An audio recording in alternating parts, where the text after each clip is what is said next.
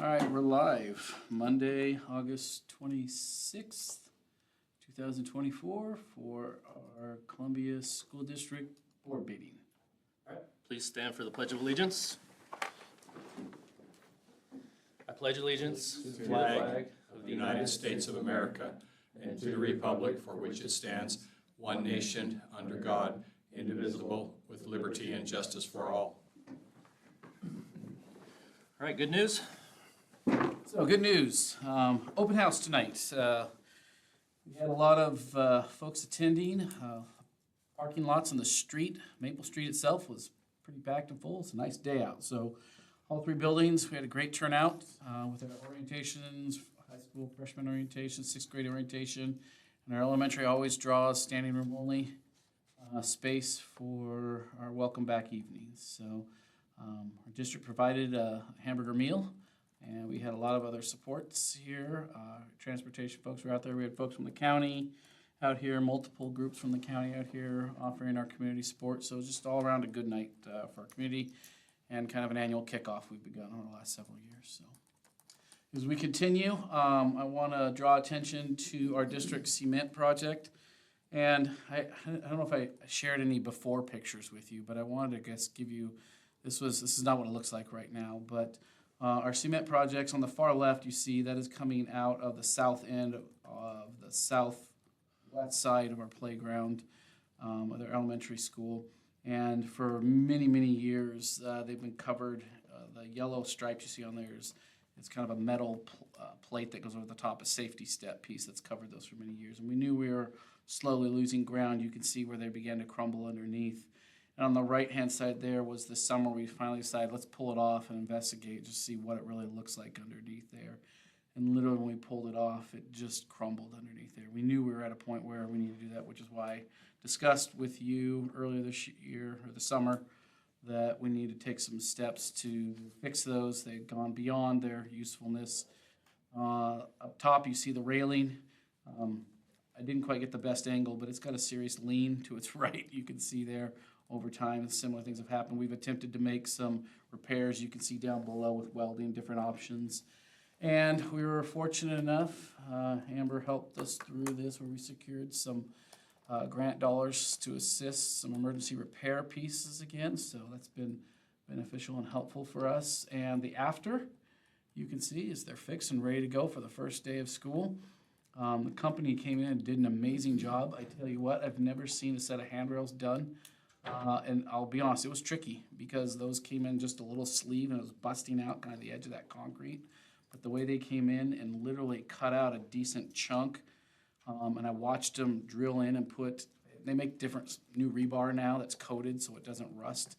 They literally put that in to concrete it, and then they literally put those poles back in and then tack welded it still to the rebar and then filled around it. I mean, it was just...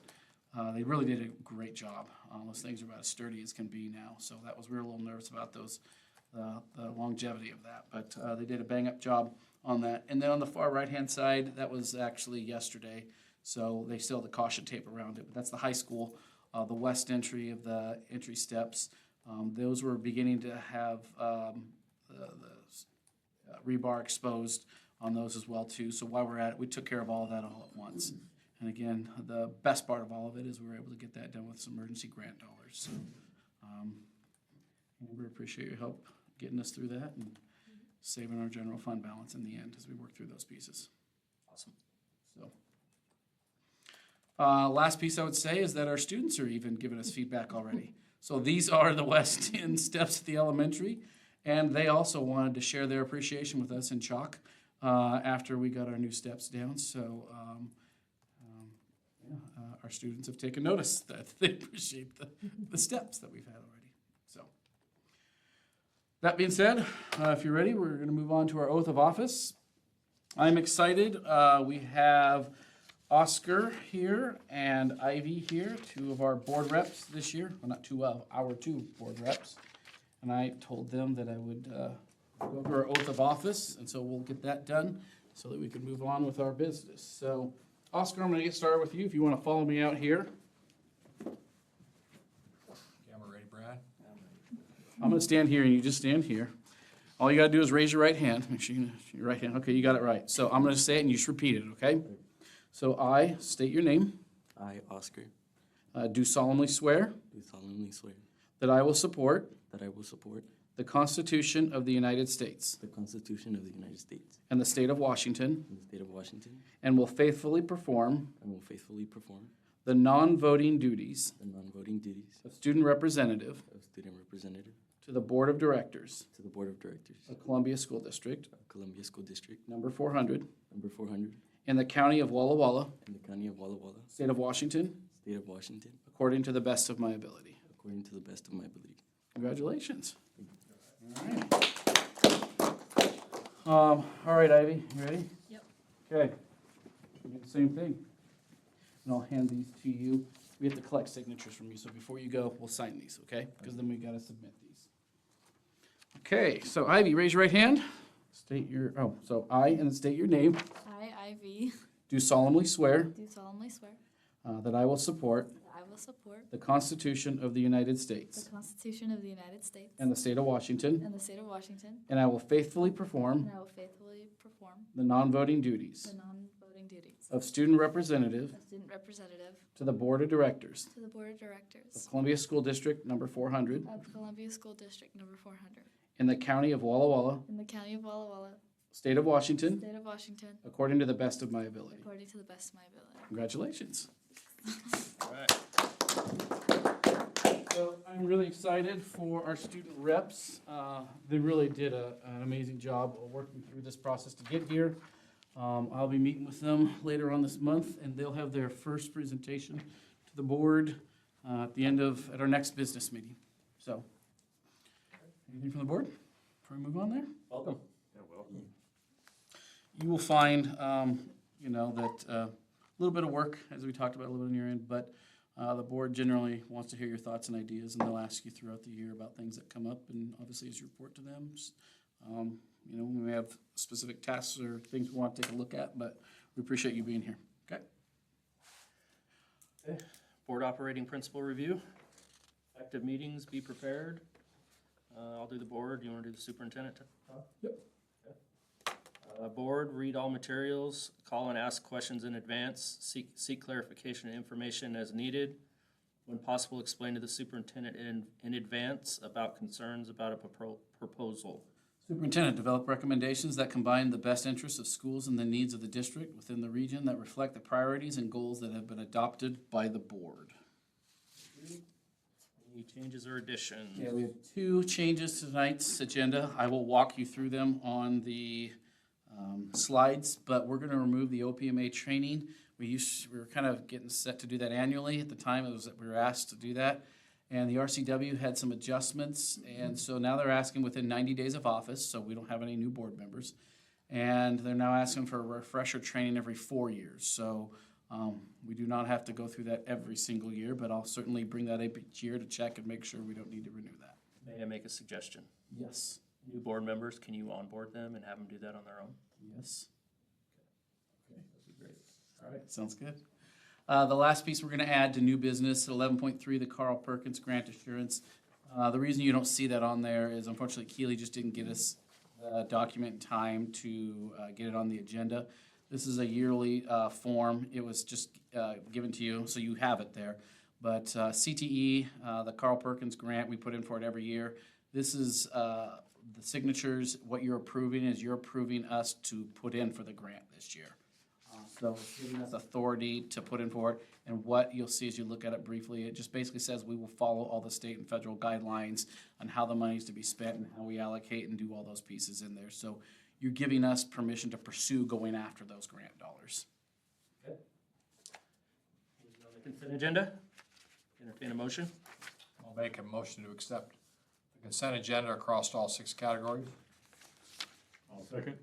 Do we have any discussion on any of the 6 items? For the new staff, Todd, can you give us a That's what I was gonna. little 1-minute bio and history and et cetera for each, please? Yeah, let me get to that. Shanda Ryle and Courtney Roscoe. So Shanda really is the new I say the new Julie DeBoard position at the elementary school. She will be supporting Jillian as her right-hand person in the office. And so she is a Burbank graduate, used to go by the name of Shanda Hain. And so she is a local product, but she was excited to come out here, get back out here. She's coming to us from Kamiakin High School. So we're excited to bring her out here. Courtney Roscoe, we are excited anytime we're able to bring on a new bus driver as a celebration for our district. And so we were able to train, get someone through, and so we've onboarded a new bus driver. So Courtney is excited to get started out here. I know Courtney's looking to hopefully add some time in there to, in addition to her bus driving duties, but she is not from here, but she's from the Tri-Cities area, so. And then we had Tammy Ward resign, just prior to school started. She had some other priorities that were taken away. And so she had to prioritize those things, and so she resigned her position effectively just before school started. So the bus driver, does that get us whole, or are we still down one? We are whole, provided the route adjustment we made. We dropped a route, right? We dropped a route. So when I say, we didn't drop any routes, we adjusted the way we're gonna do the pickup and the drop off of two. We're still running all of our routes, pick up and drop off. It's just two of our routes, which is the downtown Burbank route and the Wallula. They combine morning and afternoon. And there's a vice versa, which one goes first and second. Everyone will still get here on time in the morning. We've worked that out. One just leaves a little earlier to get back, and they whip around and grab those kids real quick. And in the PM, they'll go out and take that route real quick. We're funding a short position after school to do some supervision where they come back and pick up after that short route. So we're still running all the same routes. We've gone from 7 routes to 6 routes and 6 buses. So that we can put our director back in the seat, so when we're short one, we have a built-in sub again, so we're not doing those Route 7 pieces. There was some conversation about, hey, we need to get creative last year because we were running our alternate route schedules more than we were running our regular route schedules. So this is the product of that. So coming back to Chandra, you said she would be helping in the office, or is she a teacher? Yes, both. When I say that, because a lot of her primary responsibilities are to the second step SEL curriculum material, so she'll be going in and doing those pieces. She doesn't have like a grade level course, but she will be going into all of them doing the social, emotional, character strong stuff. She's a certificated teacher. Correct. She has that certification. And she taught at Kamiakin? Yes. How many years? I couldn't tell you that right now without looking at the bio. Okay, thank you. She was at Kamiakin 1 and then Pasco High for, I don't know, 17 or something. Okay. Say again, sorry? Pasco High, she was there for 17 years. Kamiakin, she was about 1 year. Okay. Thank you. So remind me of this discussion right on the consent, Yeah, correct? we're still on consent. So, are you guys done? Okay. What did we call this, for the treasurer that we were just talking about? Warrant certification? So, I'm good with approving this, but I wanna look into it a little bit just to keep things rolling. But I wanna look into it a little bit further, and hopefully you guys would allow me to bring it back if we need to look at it differently. It is, their new policy is effective September 1st, so that's why we had to Sure. And I wanna figure keep out a things moving, solution. so. But you and I can work together, and you can maybe just give me a little bit more info. Okay, awesome. All in favor? Aye. Aye. Unanimous. Any visitors? Seeing none? Correct? Okay. Budget status?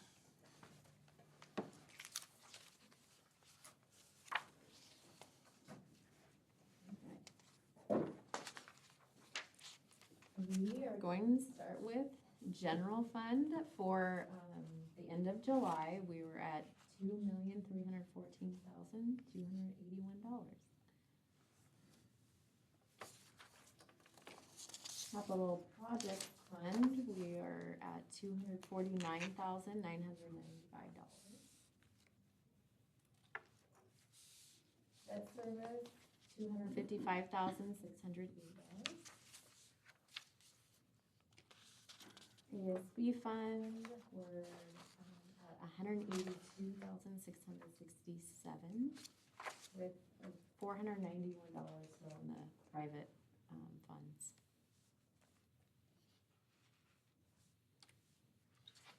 And transportation vehicle fund, we're at 47,100.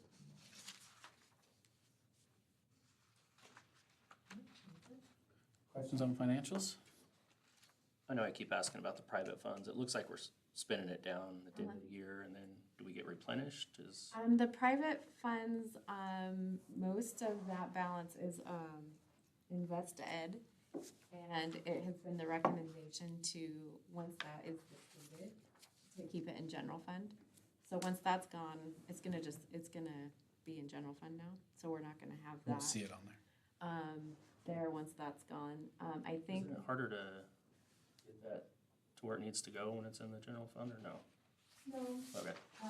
it was the recommendation of, I think it was a whole statewide thing that they recommended those funds be put into general fund, so deplete what's in ASB, and then going forward, it's gonna be in general fund. The students do have one account they can use for fundraising for, if they wanted to donate to certain causes. I don't know specifically what that is, but there's a little bit of money in there for a private fund like that. Can you please go back to the fund balance slide, Amber? Which one? The first one. General fund? Oh, general fund.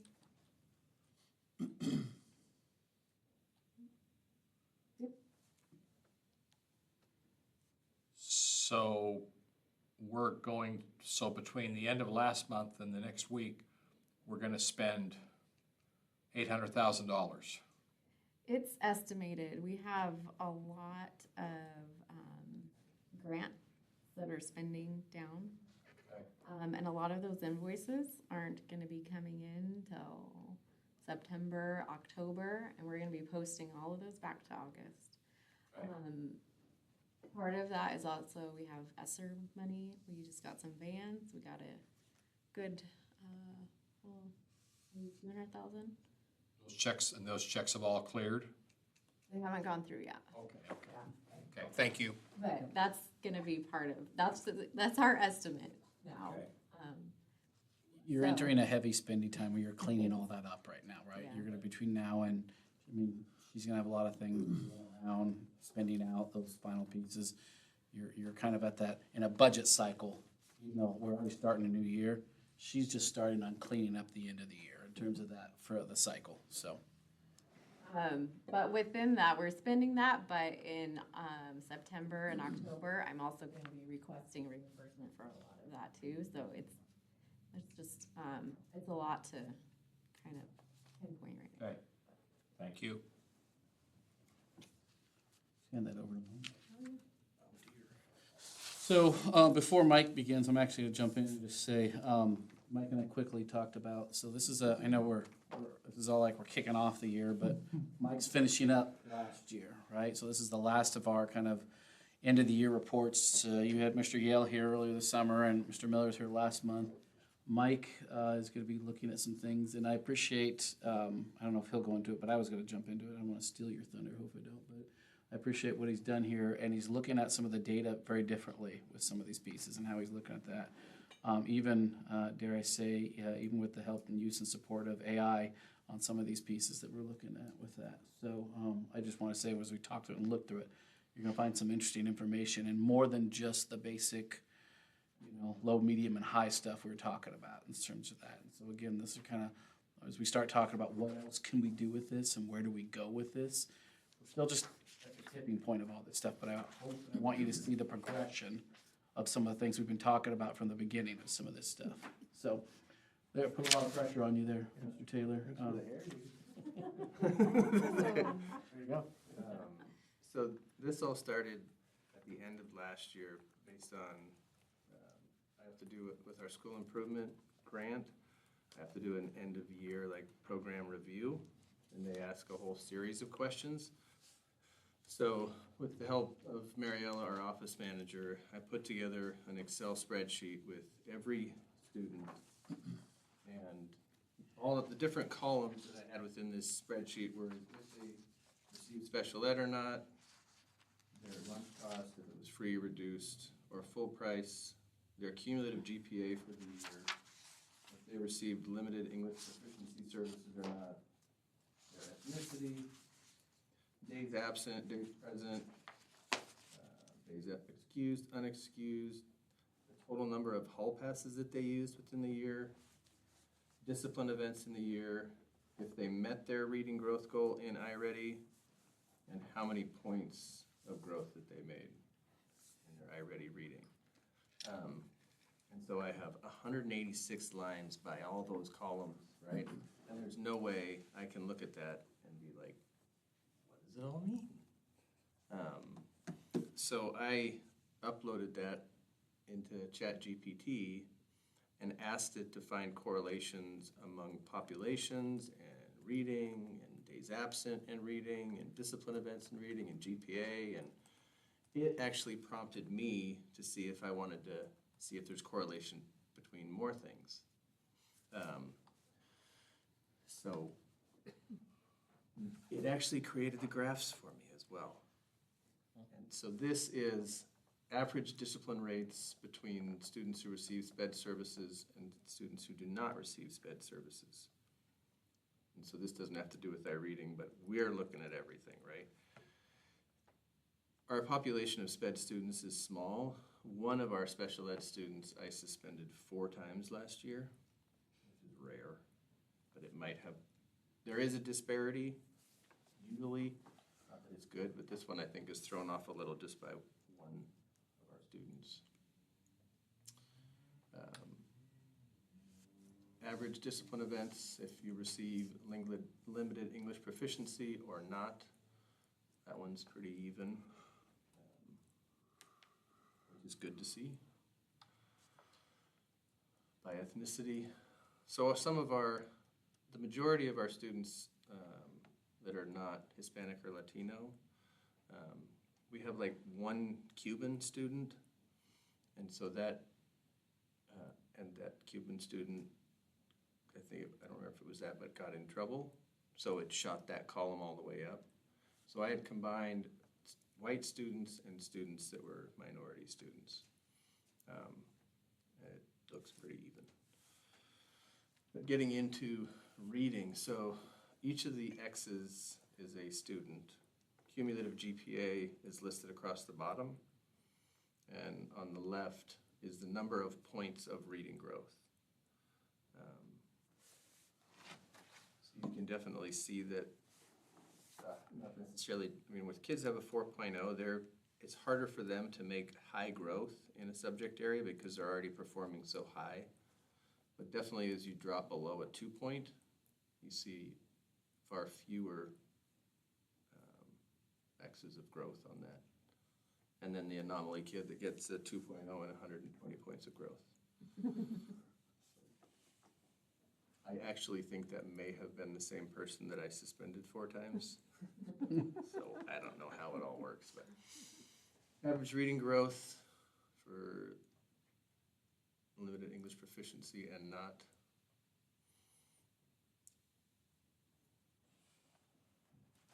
I'd like that to be closer. But still seeing the populations make growth. By ethnicity. The next one is one of my most favorite. Students receiving special services, this is special ed, and students not receiving special services. The kids in Mrs. Cardoso's SPED class made, on average, far more growth than the rest of our population.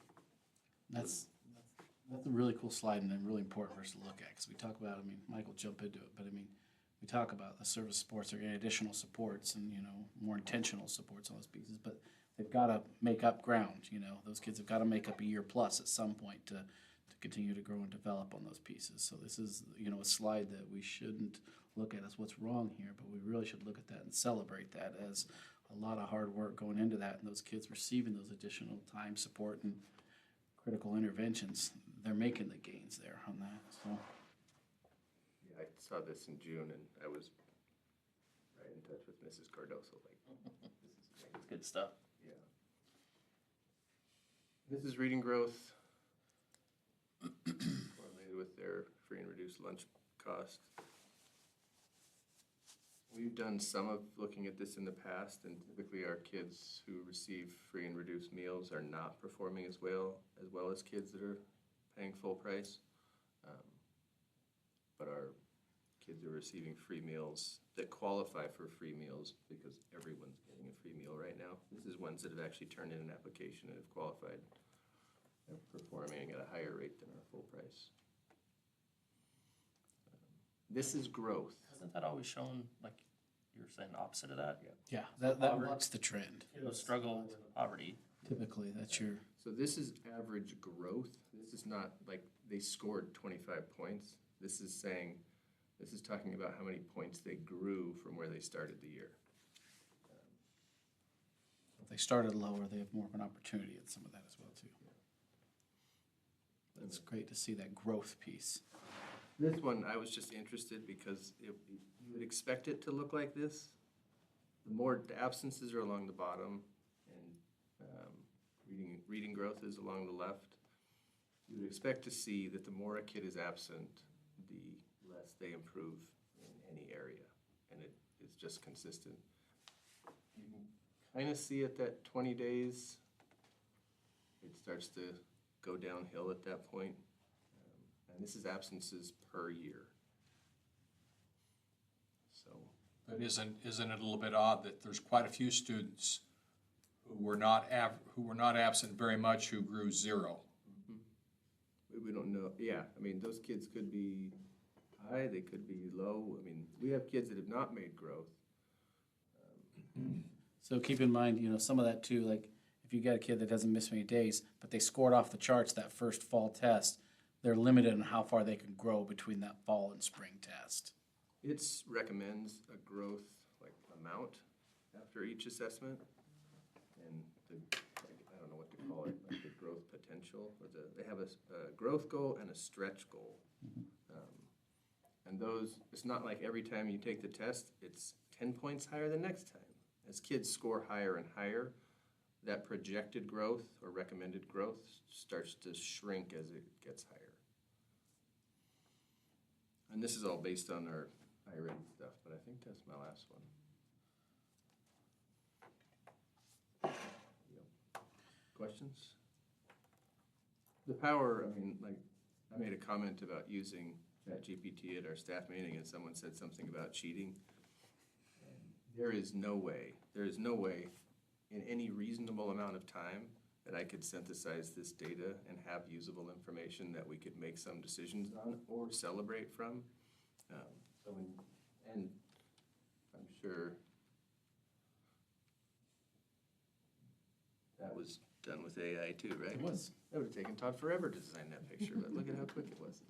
So just the power of it is pretty amazing to help us inform decisions. Can you go back to the bridge picture? Yeah. Is that your drone? Well, the school has one now. It's pretty beautiful, isn't it? Pretty cool. I was actually over at that little pullout on the other side of the river Place to watch fireworks from. in Pasco, right? When you bus stop or turn around? What that is? Yeah. Oh, Turns around. I thought you meant the right off one the highway. Oh, right off the. right off the highway. Okay. Historical sign there. Yeah. I was driving our Black Explorer and this guy whips up on a motorcycle and he looks at me and he's like, "You police?" And I'm like, "No."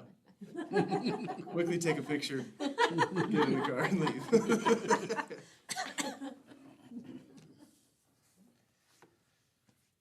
Any questions for Mike?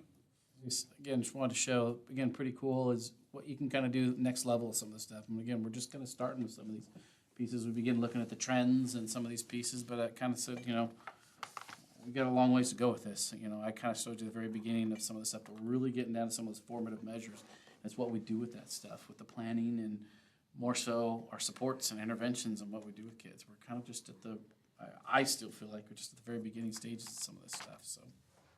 So what do you think your strengths are, looking at that? I mean, Our special programs are definitely doing really well to address the needs of the kids.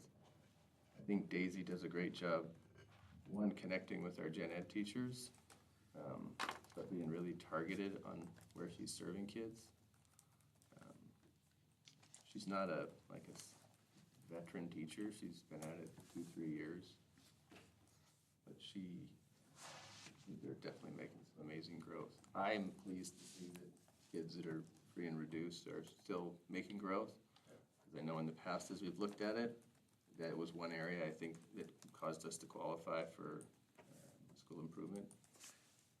And that's exciting, for at least for me. I'd like to see our kids that are limited English proficiency and are minorities, I'd like to see them making more growth than they are. That's They area have a of lot of improvement. Yeah, and that's one reason we qualified as well, but they have a lot of room for potential, because they're just learning the language. But they're also just learning the language, so we have to get that first. Thank you. Any questions for Mike? I told him I'd dismiss him after this. He had a long day, and then he's got to come back, start right back at it tomorrow with some more additional staff training. So, all three of our buildings, let me just brag on them.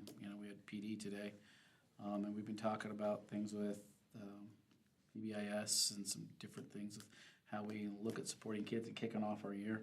We had 3 buildings go through simultaneously, very similar, but not exactly the same, on how we kind of kick off the school year with our expectations. And I kind of watched 3 buildings work through those beginning stages of those pieces today, and it's nice. They'll continue that work tomorrow and how we start the school year. So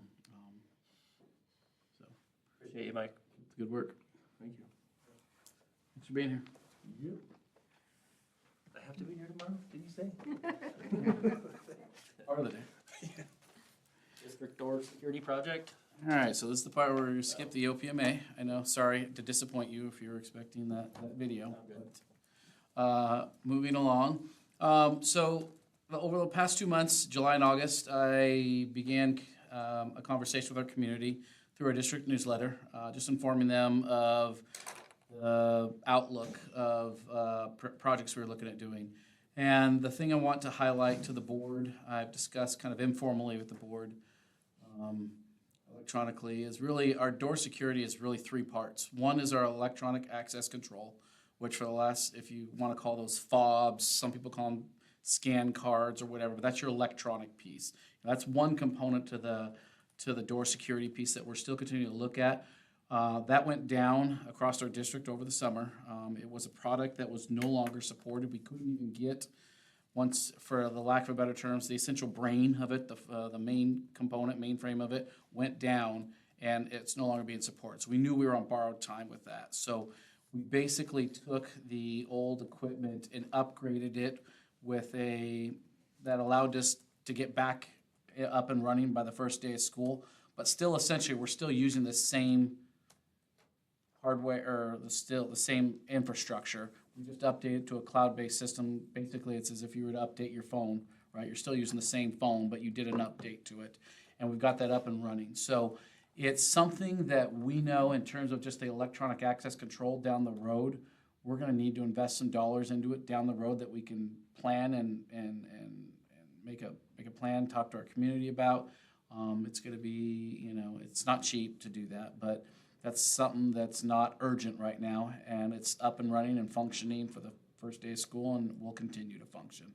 So I don't have any concerns about over the next year or anything like that for that, but I don't want the board to lose sight of that. That is something we'll need to update down the road, because it's the old equipment that we're still using that we've kind of just updated to keep it chugging along. As we move along, key cores, which is, we're just talking truly old keys, right? And the cores and the doors. We still have time to update, but just to bring you along, when you put those key cores in, they have a lifetime on them, right? Where they stop, making those pieces. And we've been given, that across our district, the key core that we've been using for how many decades and years, we've got about 3 to 4 years left of allowable use to where we can still get the materials for that. Following the next 3 to 4 years after that, they're saying we have to actually flip the page get a new set of key cores, new stuff, and we'll have to look at doing that. We've already started doing the estimates. We know that project, if we do that, will cost our district about $25,000. And that's literally, you could take a tool that goes in and pulls the cores out. You install new cores. So that's not a time-intensive piece. It's just not labor-intensive, just time. Someone needs to go around and do those. The nice piece about that is once you pull those cores and do that, you have a new set of keys. You can imagine cores, and that eliminates years and years of district use, across our community. That if that happens to be an issue for us, then that would start us over on page 1, for that piece. The really high priority I want to bring to your attention that we've really begun talking to our community about was the door hardware itself. And now we're talking about, the actual handles. And when I call crash bars, that's on the inside. That's your horizontal crash bar. Some people call it panic hardware or whatever, but those are your pieces. That's really the high priority what I began talking to our community about, because the parts at our middle school are working just fine. We have no problems with that. We can still get parts for all that. To use a different term, it's just like if you were buying a pair of shoes, Nike and Reebok, right? The middle school has parts that we can still go and buy, and they still have an abundance of. The high school has the same product line that our elementary has, but they no longer make it, and we can't order parts and replacement pieces for that. And so that's why the high school is still functioning, still working, but when those pieces start going down, we will not have the ability to replace those pieces. The elementary, we're still functioning, but we're in need of some parts down there. So that's why that is a high priority. Now, why that's an issue is because the keys and the cores themselves are fine, but it's the pieces that link up with that, with the door handle, those all have to work together, right? And it's those pieces that we've had problems with. So when we say like the keys, we're having problems with some of those pieces, it's because of the hardware pieces on that. And so we are currently looking at grant approval from the state level. This is going to get tricky with us because we're trying to basically spend, as we talk about Michael, finishing the budget cycles, finding some places where we have the ability to find grant pieces in it, but we're held to certain timelines on this one. Sean is working, just so you know, on a third quote because we've moved this right to the top. We want to make sure this is all ready to roll at our elementary again. Our high school is still functioning just fine, but it's only for a matter of time, right? Because we're not able to get replacement parts for that. So if I move on and just go straight to policy, based on where we're at with this, we know we're going to be, if you follow policy 6220, which really talks about all our bid proposals, for the elementary and high school, if we were to replicate the door hardware, all our exterior stuff, just switch all that stuff out. First bid we came in was just over $80,000. Second bid, which by the way is interesting, bid number 1, $80,000, that is just for the equipment. We do the install. Bid number 2 is the equipment and they do the install. We got fortunate enough, bid number 2 is a contractor who actually, they own a part of a, what we'll say, key business. It's the kind of dual purpose for that. And he was able to, just by the volume he ordered it in, that's where you see the biggest price difference, is because they were able to ascertain a different price break for materials because we ordered it in volume that the first outfit was not able to get us. Now, I'll be transparent and honest, we're struggling to find anyone willing to come out and give us a third bid. We've gone out and we've reached as far as Walla Walla. Sean's now beginning to move to try and figure out if we can find someone in Spokane. This is not hey, there you are. Did you hear your name? Kind of. We're looking at trying to find someone to get us that third bid. This is really a specialty piece. This is not like Lowe's and Home Depot. You're talking commercial door hardware. We can go buy stuff, but someone that has all the devices that fits in all these pieces, this is not an everyday piece that we're looking at. So we're struggling to find that third bid. Why I'm only concerned is because when I talk about timeline to get these done and some of the grants and some of the pieces, we want to move as quickly as we can.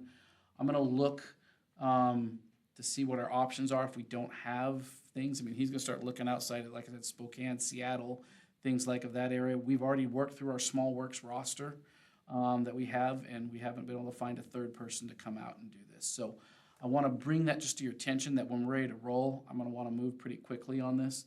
But obviously, I'm very pleased with our bid too, and I know Sean's been pleased working with them. We'd like to move as soon as we can on this. The ESD used to have a construction management piece that they offered. I don't know. Who you're if talking It might about. not be a bad idea to reach out to them if they're doing retrofits on schools and those kind of things. Okay, I know who you're talking about already, so I could certainly reach out and see if he's got any ideas on that. Just the contractor. So obviously, based on the price point, pending board approval, just know that I'm gonna wanna run on this pretty quickly, depending on obviously our ability to fund it and move forward. I'm very hopeful that we'll have a grant opportunity again, like some of the other pieces that won't come out of our bottom dollar. But obviously, it's a high priority, so we wanna move pretty quickly on it. So, thoughts or comments? Sorry you have to spend so much of your precious time on it. It's important. So, I'm good with it. I don't know if you're looking for, it's not new business. I just want to make sure, I guess I'm checking to read the temperature of the room, making sure there are any objections to moving on it, other than, hey, as soon as you're ready to go, let us know, and we want to move as fast as we can on this. If you had a third bid and that bid number 2 was the best bid, I'd be very comfortable proceeding.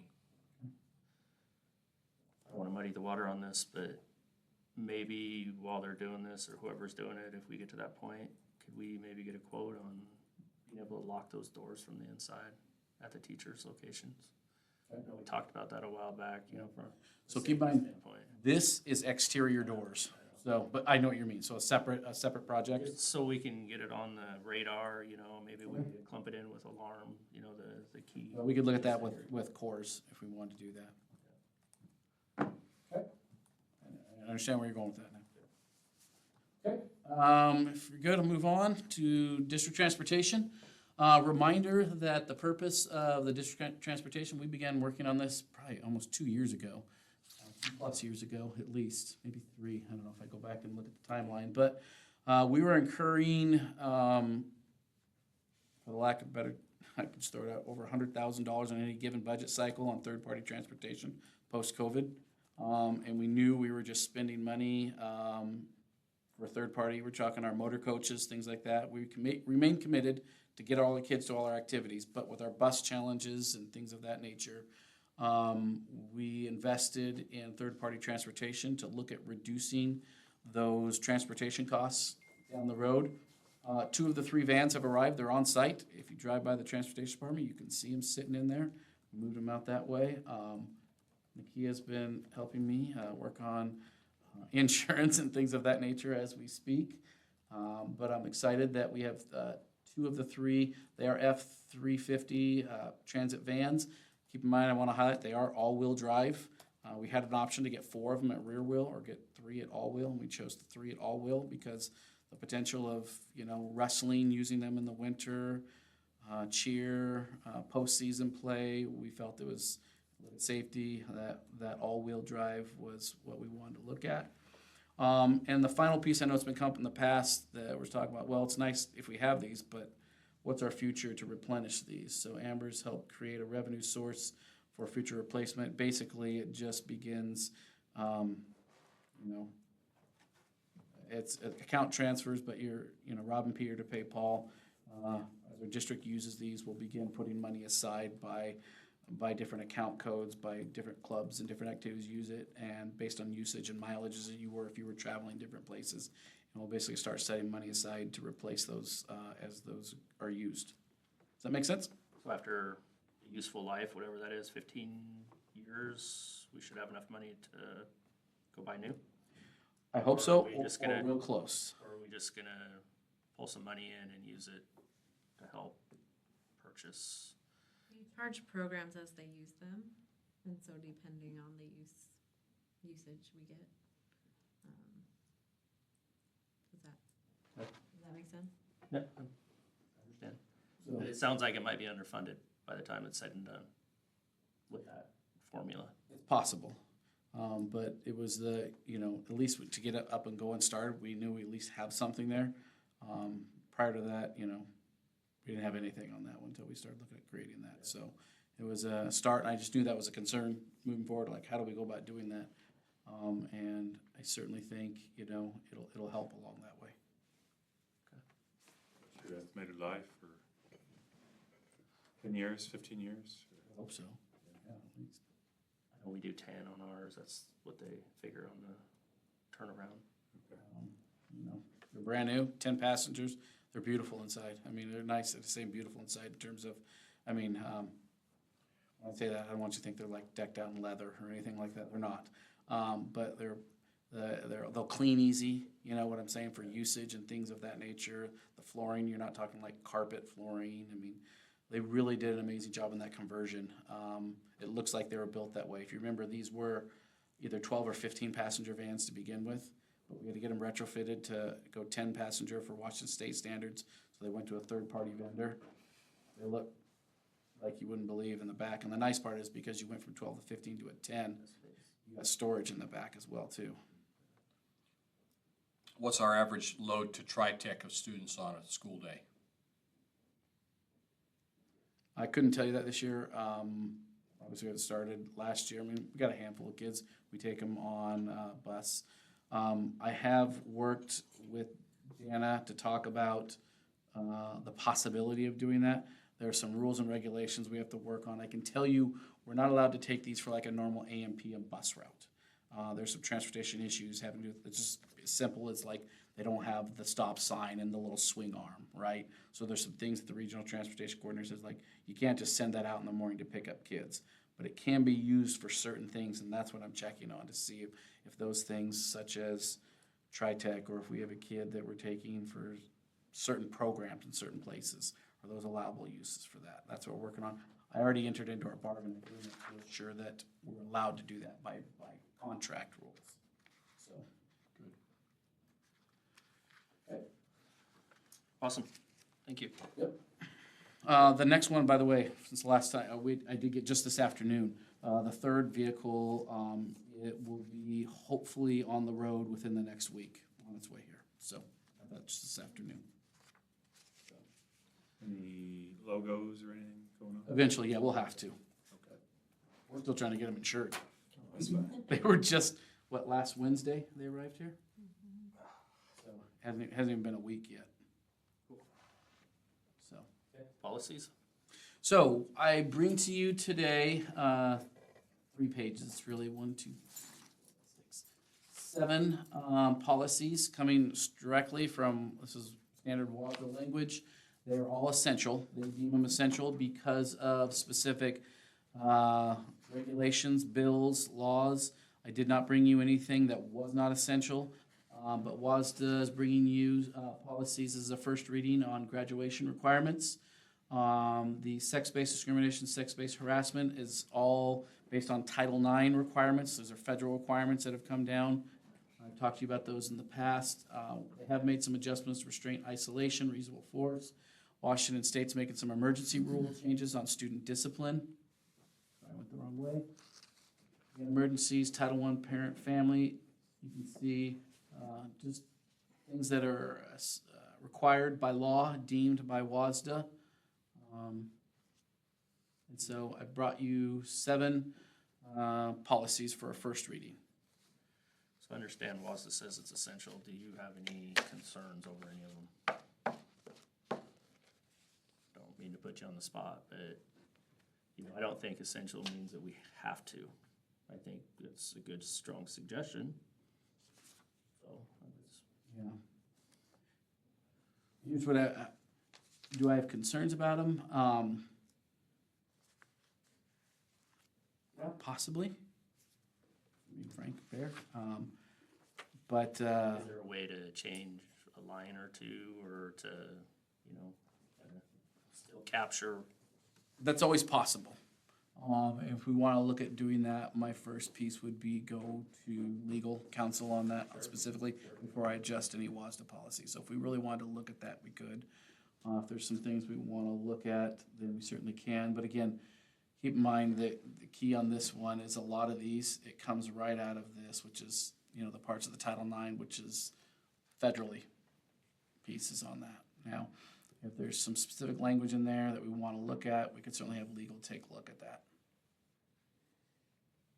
So I brought it to you as is, and I tell you what, I will look at that before we come back And if you have any suggestions for the second reading, I can, whether or not we want to seek legal counsel and hold off on any before we push the second one through.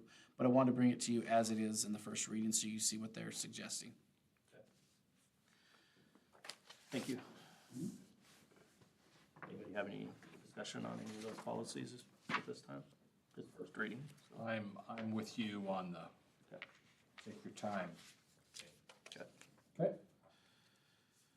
Where we at? So we're gonna move on to new business. So these are our annual operating principles. Each year, we take a look at these and decide if there's any adjustments we want to make. I certainly don't want to, if the board is completely happy with the way we've operated and adjustments on that, we can simply move through. But this was in lieu of a study session. I promised I'd bring this back to us at our business meeting to come back and for our reps. What they're talking about is there's a document that they have in their hands that basically says, this is how we behave as a board. We agree to communicate, talk, discuss. These are the ground rules we agreed to play by to get our business done. So each year they look at those, and if there's any adjustments we want to make, that's what they're looking at. So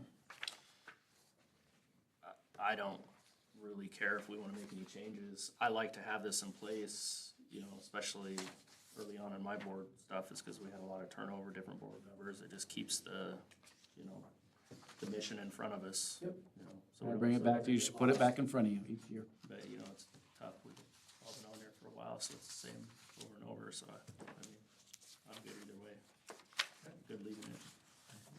Unless we have suggestions, my suggestion to you would be to move ahead as it is. It's served us well in the past, but if there's areas you want to look at, making some adjustments, then we can certainly sharpen our pencil and look at making some adjustments. I just think it's given us a good guiding document to look at, to go back when we have questions. How do we go about approaching these? What's our protocol? And how do we go about getting our business done? So, You get that? Good? You good? new business, so we're looking to approve that. And Oh, you need action? this is new business. We approve it each year, because you'll sign off on it afterwards, if you're good. Okay, I'd entertain a motion. Make a motion to approve and review the unchanged operating principles annually. I'll second. Further discussion? All in favor? Aye. Aye. Okay, the last action item, and then we'll go on to the calendar review after this. So this is the last piece of new business I want to bring to you. If you're familiar with that picture, which is the old F-150 truck that's it's sitting out there, and we just need to make a decision how we want to proceed with this. It is a 2003 Ford F-150. Reminder, we already have the F-250 that replaced that over last year because the engine, for the lack of better terms, blew up. We knew we were going to kind of run that until it didn't run. It was running rough. We'd taken it in. We'd had several quotes on it. They were quoting us into the tens of thousands of dollars just to get in there and work on it, or possibly just even replace the engine, you know, but the work that we're going to have to get into it. We said we'd just drive it until it quit working, and at some point it did. We've got the F-250 that's replaced it. So by policy, we have a decision to make what we would like to do with it. Obviously, the 6881, when you're looking at disposal of equipment or materials, you have two options: declare it surplus or obsolete. I did have this conversation with Dan Payne, our regional transportation coordinator, on our different options for this to ensure that we were in line with current practices. Reminder, if we decide to go surplus, just a reminder, there's a certain avenue we have to go. We have to advertise in the paper, offer to the public. I just want you to understand what we do one way or the other, and that just basically says we advertise, we put it out there, we have so many weeks, we offer it to, basically, when it says offer to public, that's public schools and private schools. And then you could look at doing a private sale for that. The other option would be to look at it as obsolete, and if the equipment has been marked damaged, broken, or unusable condition, maybe destroyed, recycled, or sent to waste disposal. That's what we've done in the past, like with our buses. We put holes in those and we sent them to scrap. You can do the same with that. I'm open to one way or another, but I'm assuming at some point you were gonna say, Todd, what do you at least think? So I at least want to give you my thoughts on it. My suggestion to you would be to declare the vehicle obsolete. I say that, I attempted to try and get a Blue Book value on it. I know I skipped that up there. I can't get a Blue Book value on this truck anymore. Just as soon as you mark that the engine doesn't work, they won't even give you a Blue Book value on it. I don't know what we would get in return for it. I'm sure we could get a little bit in return for it, but reminder, going through the process of marking it surplus, we've got several, I don't want to say several, but at least $200 in advertisement we need to put out to make that happen. So we're $200 behind just getting it out and advertising it.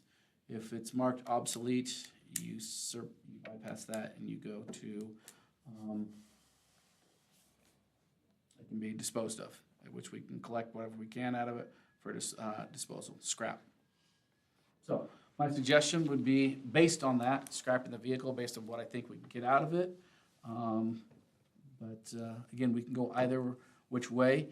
It is at the board's discretion by policy to have the final say in terms of that, but that was just my suggestion. Thoughts? How many years have we had this rig? We did not get this rig in 2003. Gary got it, I'm sorry, I wish I knew that. I don't know the exact year. We knew it was 6, so we bought a newer one to replace it. We've had 2, and now this one dies.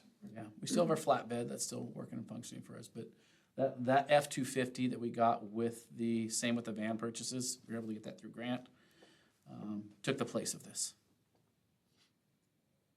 I'm okay with obsoleting it. I'm sorry you had to spend waste this much of your time on it. Well, I don't feel, it's just, if it's not the right move for us, then I'm okay with that. I just felt like I owed it. We need to make sure we get it done right. And, I did look at the bottom part I didn't talk about. The reason I spent a lot of time talking to Dan Payne is because I wanted to ask really about, we've had opportunities for grants and rebates. And is that, something worth holding on to for that? And his suggestion is there's just nothing out there right now, unless you're going to connect it to electric and things of that nature right now. That's the big push. But keep in mind, doing that, it's not a bad idea to look at that.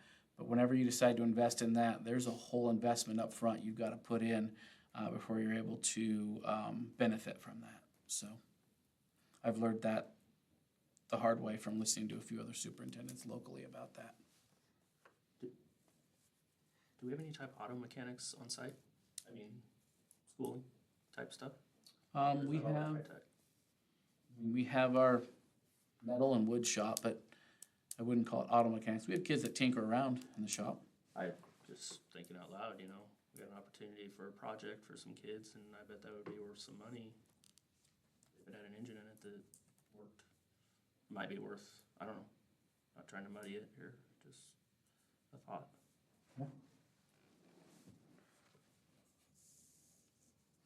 Look into that. Yeah, even tearing it apart, just to examine different pieces and parts of a vehicle. Yeah. That training, not to put it back together to make it run, but If there's an opportunity there, maybe let's, Let me ask this then, let me ask this, I did say that right, let me ask this, if we're gonna do that and not use it as it was intended purposes, are you still good, moving forward, taking action on it, as making it obsolete, because then it wouldn't be using that, and then we can do whatever we did with it, whether it's yeah, that's fine. for a project or whatever? But I think I think there's a way to maybe make some money there too. Okay. I mean, that truck's, what, $10,000 truck with a motor in it? I don't know how the rest of the vehicle is, but the frame and transmission. The front bumper, you can't really say it's hanging there from an accident. But, I'm good with obsolete. Good. Obsolete. action? I'd entertain a motion. Declare it obsolete, do what we want with it. I'll second. All in favor? Aye. I will still continue to look at some options with that and get back to you. Okay. That being said, board calendar review. We will come back in September. We have the opportunity for a study session, if you'd like, on September 9th.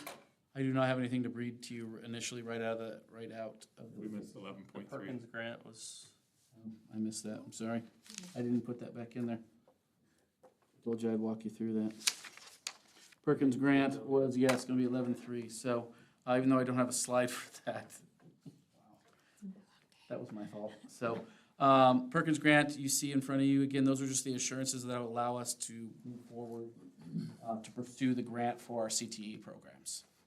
If there are any questions, please let me know, but the grant, it's front and back, just basically says, read in there that it allows us to pursue this. We will follow X, Y, and Z. The front page has the district performances on it, and the back page are the assurances saying we will follow all state and federal guidelines, and how this is intended to be used. same one we've been doing, right? Every year you guys bring this to you.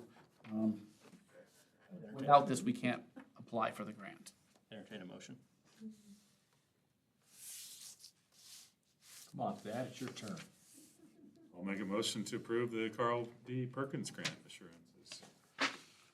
I'll second. Thank you. All in favor? Aye. Aye. Aye. Thank you, and sorry I forgot to bring that one back up on there, my bad.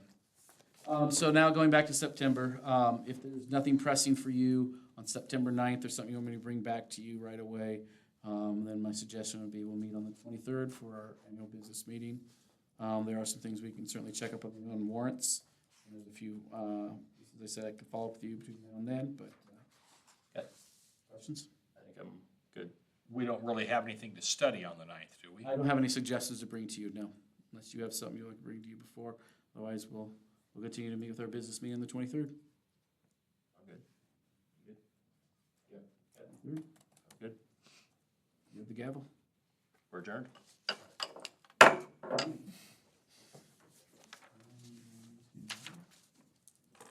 Thanks for being here. Okay, student reps, can I make my little annual speech?